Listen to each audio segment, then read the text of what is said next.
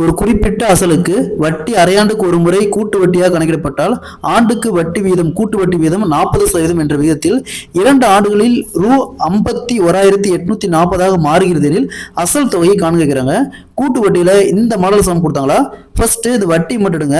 40%. வட்டி எவ்வளவு சொல்லியிருக்காங்க? 40%. ஸோ உங்க வட்டி அரையாண்டுக்கு ஒரு முறை கிடைக்கிறதா சொன்னாங்கன்னா, அரையாண்டு சொன்னாவே கொடுத்துருக்கிற வட்டி 2ஆல வகுக்கணும். ஏன்னா ஒரு வருஷத்துக்கு 2 அரையாண்டு, 6 மாசம் அப்படிங்கிறது ஒரு அரையாண்டு. இப்போ ஒரு வருஷத்துக்கு மொத்தம் 2 அரையாண்டு இருக்குது. கொடுத்துருக்கிற வட்டி பார்த்தோம்னா ஆண்டுக்கு ஒரு முறை கொடுத்துருக்காங்க. ஸோ நம்ம 2ஆல வகுக்கணும். 2ஆல வகுத்தோமா 20%. 20%.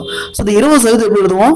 20 வகுத்தல் சதவீதத்துக்கு 100 ரைட் பண்ணுவோம். அப்படியே கேன்சல் பண்ணா 1/5ன்னு அர்த்தம். ஸோ அந்த 5 எடுத்துக்காங்க. 5 இங்க மொத்தம் 2 வருஷம் சொல்லியிருக்காங்க. இங்க 2 வருஷம் சொல்லியிருக்காங்க. அப்ப 4 டைம் 5 × 5 × 5 × 5 மொத்தம் 4 டைம் ரைட் பண்ணிட்டோம். அதே மாதிரி இந்த மேல ஒன்று இருக்குல்ல, 5 + 1 6. ஸோ 6 4 டைம் ரைட் பண்ணுங்க. 6 × 6 × 6 × 6. நெக்ஸ்ட் இந்த 5 எப்படி இருக்குன்னா 625. இந்த 6 எப்படி இருக்குன்னா 1296.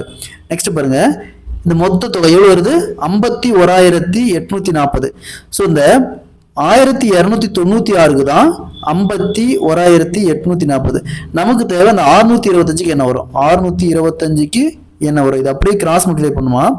51,840 × 625 வகுத்தல் 1296. ஸோ இந்த 51,840 1296 பெருக்கணுமா?